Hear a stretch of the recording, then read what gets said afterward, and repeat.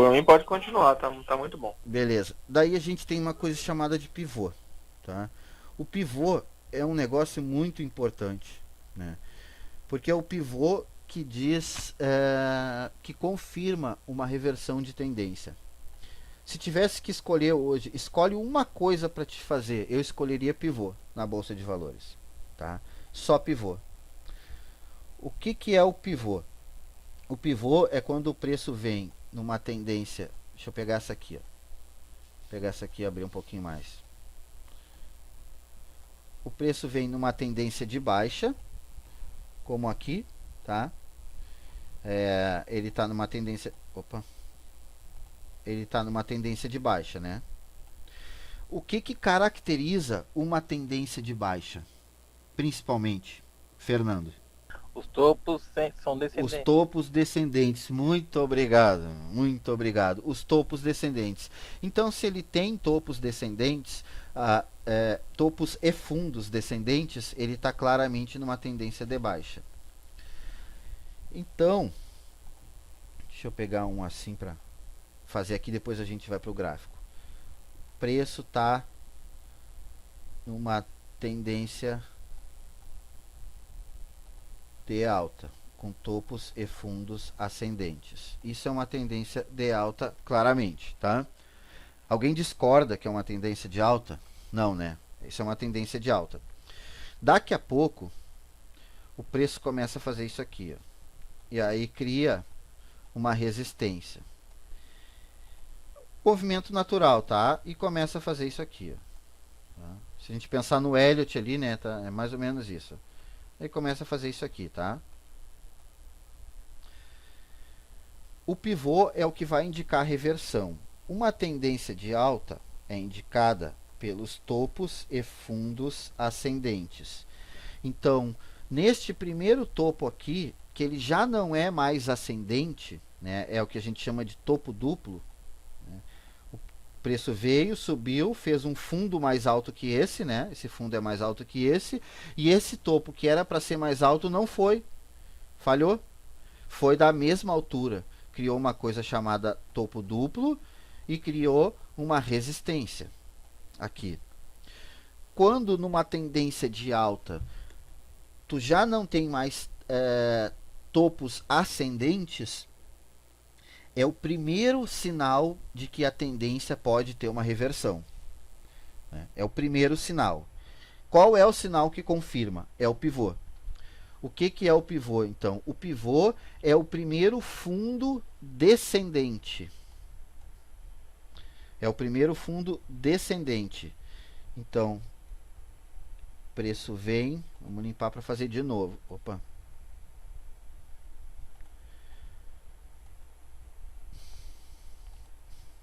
Preço vem numa tendência de alta. Chegou aqui em cima. Fez um topo duplo. Opa, não temos mais topos ascendentes. Tem uma luz amarela ligada dizendo que a tendência de alta está em xeque. Talvez o preço vá descansar um pouquinho aqui, pode ser, e vá romper e continuar. Ele está só descansando, porque afinal de contas o touro bateu, tem que dar uma descansada. Ele vai dar uma descansada aqui. Quando ele descansa na resistência, ele tende a continuar o movimento, mas se ele romper para baixo o primeiro fundo ascendente, este é o pivô, tá? Porque daí a tendência de alta claramente já não existe mais, porque nós não temos mais nem topos ascendentes e nem fundos ascendentes. Nós temos aqui no mínimo um topo duplo, ou eventualmente esse topo ele pode até ser menor do que esse aqui, já formando um topo descendente.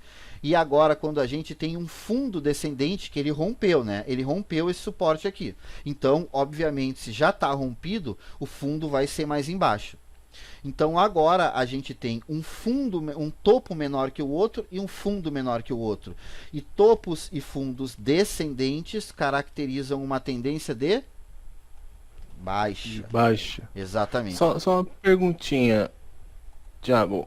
O pivô, ele é um momento que ele rompe é um momento ou é tipo a estrutura formada no rompimento? Tipo, aquele triângulozinho. Como assim? Repete, por favor. Porque, que nem você falou, que tipo, tem o fundo duplo, ele desce, né? Vamos supor que ele não vai romper a resistência e ele vai descer o valor. Nesse caso, o pivô ele vai me indicar para, vamos supor, uma venda ou uma compra, né? Mas ele é caracterizado por ser o momento do rompimento do primeiro fundo. Não, ele é Acenda. caracterizado por confirmar a reversão de tendência. É a confirmação. Isso. Então toda vez que eu tenho a confirmação, eu tenho o pivô. Isso, porque Ah. subiu. Opa, vou pegar aqui. Ó. Subiu, descansou. Subiu, descansou. Subiu, descansou. Subiu, aí descansou. Né? Aí ele teria que fazer um topo ascendente. Só que ele vem e faz um topo menor. E aí, aqui, quando tu tem um topo e o preço tá aqui, tá no meio do caminho, tá? Aqui é o meio do caminho agora. Aqui tá no meio do caminho. E aí tu tá olhando isso no gráfico, tu tá vendo que tu não tem mais topos ascendentes. Tu já tem topos descendentes, né? Isso é uma tendência de baixa? Ainda não. Por quê? Para ser uma tendência de baixa, ele precisa de topos e fundos descendentes. Então, o que vai confirmar a tendência de baixa? O ponto de pivô, que é exatamente esse fundo aqui. Quando ele romper, beleza. Isso aqui é o pivô. Esse é o pivô. Quando ele romper, agora sim, agora nós já temos topos e fundos descendentes. Agora a nova tendência, a tendência de alta acabou e a nova tendência vai começar. Então, que aí tipo seria um momento para te dar tipo uma luz de que vai acontecer a reversão do mercado, né? E ele vai, você pode tipo, vamos supor, vender. Isso, esse é o momento de que a reversão já está acontecendo. Né? Esse é o momento de que a reversão já está confirmada. Pensar nas ondas de Elliott, tá? 1, 2, 3, 4, 5. E aí tem A, B, C, tá? Normalmente o pivô ele representa o rompimento da onda 2 aqui, ó, do primeiro topo, tá? Onda 1, né? Onda 1, onda 2, onda 3. O pivô normalmente representa esse rompimento do primeiro topo, que é a onda 3. A onda 3, ela tende a ser a maior, tá? A maior pernada. Tende a ser a maior. Então, por isso que eu te digo, se eu tivesse que escolher, tem alguém que tá com ouvindo uma música aí. Foi eu. Se eu tivesse que escolher qual é a única operação da bolsa que tu pode fazer, para mim seria comprar qualquer coisa em rompimento de pivô, tá? Por quê? Porque ela tá no meio da onda 2 de Elliott, tá no meio de uma tendência, porque ela rompeu o pivô, ela está confirmando uma tendência, e a operação que é mais segura que tem. É a operação mais tranquila. Qual é a desvantagem do pivô? Ele está um pouco atrasado, né? Ele está um pouco atrasado, porque a operação mais lucrativa do pivô, aqui, eu quero, por exemplo, eu vou olhar todas as ações na bolsa e eu vou procurar achar as ondas de Elliott, eu vou procurar as ações que estão na onda 2 ou na onda 1 e esperar o movimento da onda 2, esperar o rompimento de pivô para entrar comprado, certo? Então, a parte que eu quero pegar do movimento da onda da 3, né? Desculpa, da onda 3, né? É da onda 3. É essa parte aqui que eu quero pegar, desse movimento. Se eu entrar aqui, obviamente eu já perdi um pedaço dela, né?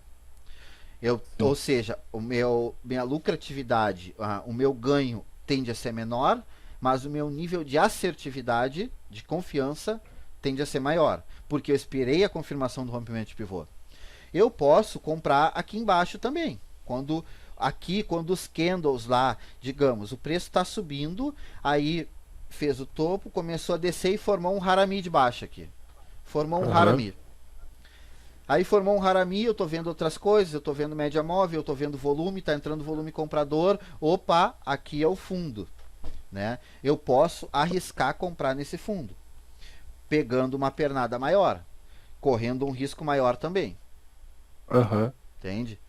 Mas vamos supor, essa primeira descida dele, ela tem alguma coisa a ver também com a parte do Fibonacci? Tipo, de ela Tem, descer pra subir?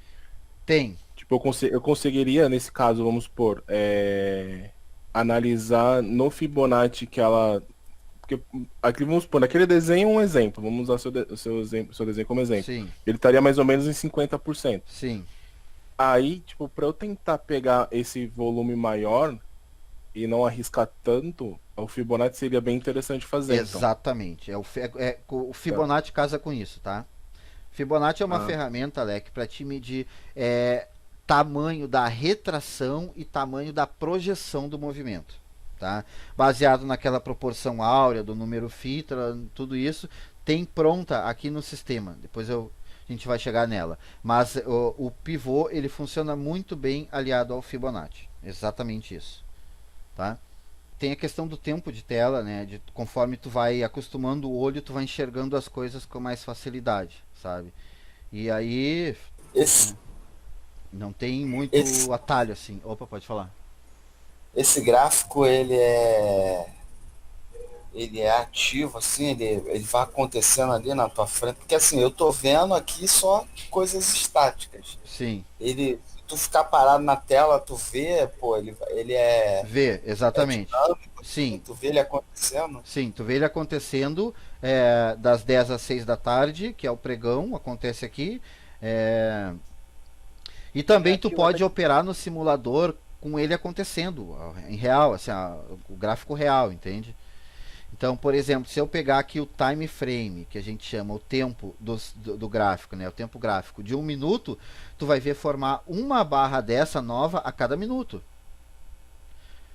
Se eu pegar de 10 minutos, a cada 10 minutos vai formar uma. E ela fica mexendo, ela fica oscilando, fica para cima e para baixo, ali até fechar. Aí surge outra e começa a se formar. É bem exatamente isso. Falei disso, né? Timing da reversão, confluente com Fibo, tu mesmo falou ali, né? Simplificação das ondas de Elliott, né? Indica reversão ou continuidade, beleza.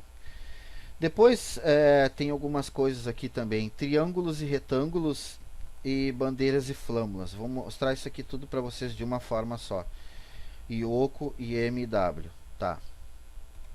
Vou pegar aqui, ó, e depois a gente procura lá no gráfico e pode dar uma olhada no gráfico, ver se a gente acha algumas coisas assim. Deixa eu pegar o branquinho aqui que eu gosto mais. Triângulos e retângulos. Preço vem numa tendência de alta. Preço vem numa tendência de alta. Né? Retângulo é isso aqui, né? Quando ele criou um suporte e uma resistência, tá? É importante a posição que está um retângulo ou, né, uma outra figura no gráfico. Quando tu tem um retângulo desse no final de uma tendência de alta, como é que eu sei que é uma tendência de alta? Cara, não tem muito como saber. O que tu pode te basear em Elliott? São 5 ondas. Então, se eu tenho 1, 2, 3, 4, estou na quinta onda e ele está consolidando, para mim isso aqui é um retângulo no final de uma tendência de alta, porque ele já deu as 5 ondas e agora está consolidando. Né? O que está me dizendo? Ele subiu conforme padrão de Elliott, agora está descansando e o que ele tende a fazer? Tende depois a corrigir. Né? Triângulo em final de tendência de alta é um indicativo muito forte de correção. Da mesma maneira, triângulo em final de tendência de baixa é um indicativo muito forte de correção. Como que a gente sabe? Quando ele romper, tá? Tem aqui uma resistência, tem aqui um suporte. A gente não faz nada, a gente não adivinha, a gente não joga tarô também, não joga búzio. Fica esperando. Fica esperando. O preço vai ir, vai subir, vai bater, em algum momento ele rompe. Se romper para cima, é um indicativo de que vai continuar, vai começar uma nova tendência de alta. Se ele romper para cima, provavelmente ele vai voltar a fazer onda 1, onda 2, onda 3, onda 4 e onda 5. Provavelmente ele vai fazer isso. Nada é certo, nada é garantido, é tudo probabilidade. A tendência maior é que ele rompa para baixo, né? E aí ele vai buscar alguns alvos, projeção de Fibonacci, alguma coisa, mas a gente sempre vai ter como alvo os próximos suportes, né? Então, se ele está aqui o preço, ele rompeu esse triângulo, ele vai buscar o próximo suporte, pois tende a buscar o próximo suporte e o outro. E aí, se for olhar isso com Fibo, isso casa com Fibo, tá? Depois a gente olha lá. Então, um retângulo é isso. O que, que é um triângulo? Porra, a mesma coisa, cara. Exatamente a mesma coisa. Só que ao invés do preço está na tendência, ao invés do preço ficar em caixote, ele começa a fazer isso aqui, ó. Fazer topos e fundos, topos descendentes e fundos ascendentes, que ele faz exatamente um triângulo. E o que, que a gente faz? Nada. Não joga búzio, não joga tarô, nem tenta adivinhar. Só espera. Se ele romper para baixo, ele tende a devolver a pernada de alta. Se ele romper para cima, ele tende a começar uma nova tendência. Qual é o tamanho da projeção do alvo aqui para cima? Normalmente é o tamanho do mastro, que a gente chama, né? Isso daqui, ó. Um retângulo ou um triângulo, ele pode também ser chamado de uma bandeira ou de uma flâmula, tá? Pelo movimento do desenho. Então, sempre o padrão é pelo mastro. Vamos ali no gráfico ver se a gente pega alguma coisa disto. Deixa eu pegar, vamos ver Magalu, às vezes nos tempos menores assim, ó. Calma aí. Uhum. O desenho, ele é formado, agora que eu tentei perceber, porque eu falei que eu tava com dúvida disso, Uhum.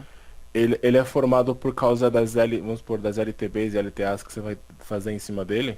Exatamente. Tudo é a mesma coisa. Isso mesmo. Beleza, porque eu sempre fiquei na dúvida, eu fiz, como que forma a porra da bandeira? Onde que o pessoal vê a bandeira nesse negócio, velho? É tipo aquele bagulho do grávido, Oi? entendeu? Você lembra que você falou o negócio do Harami, que era grávida, uma mulher grávida? Eu ficava imaginando a questão da bandeira agora. Eu nunca vi uma bandeira nesse negócio, velho. Uma bandeira. Aqui tem uma bandeira, vou te mostrar. Uma bandeirinha aqui, ó. O mastro. Opa. Pera aí. Vou pegar aqui, ó. O mastro. E aqui tem uma bandeira. Ah, tá zoando, cara. Que isso? Entendeu? Culpa do Fernando. Isso é velho. uma bandeira. Se tu olhar isso Gordo. aqui, ó, a maior, deixa eu pegar aqui, ó, maior, a gente estava aqui, né? O que que é isso aqui? Se não uma linha de tendência de baixa, né? E uma paralela aqui, ó, formando um canalzinho de baixa, né? Uma bandeira nada mais é do que um canalzinho de baixa que tu mede a projeção do mastro, que é a projeção da pernada anterior. Qual é o tamanho do alvo? A gente monitora essa bandeira e espera para ver se ela rompe. Se ela romper, qual é o tamanho do alvo? A projeção é que seja o mesmo tamanho do mastro. Então, tende a vir até aqui. Né? Que é o caso que ele faz depois, né? Que é o que ele faz depois, exatamente. Se romper para baixo, bom, daí desconfigura, né? Mas Só uma outra coisa, nesse caso, vamos supor, dessa bandeira, porque a gente está fazendo um trade. Ele deu uma rompida, mas ele volta para baixo, vamos supor, onde seria mais ou menos o nível de stop, que seria embaixo do mastro. tá. A maioria dos rompimentos são falsos. Por isso que o volume tem que confirmar a tendência, porque rompimento para ser de verdade tem que ter volume. Só que lembrando, se tu tá aqui numa bandeira de alta, tá? Tu tá num movimento de continuidade. No movimento de continuidade. Então ela tá num movimento de alta, né? Então é um movimento de continuidade. Então é um rompimento que tem um empurrãozinho, né? Porque ele está continuando. Para romper, para reversão, é mais difícil ainda. Agora, bandeira assim é muito fácil de enxergar. O que tu tem que ver. O volume que você fala é o quê? O volume é o volume de negociação, tá? É um indicador. Aquele financeiro? É o volume financeiro. Ah, tá. Isso.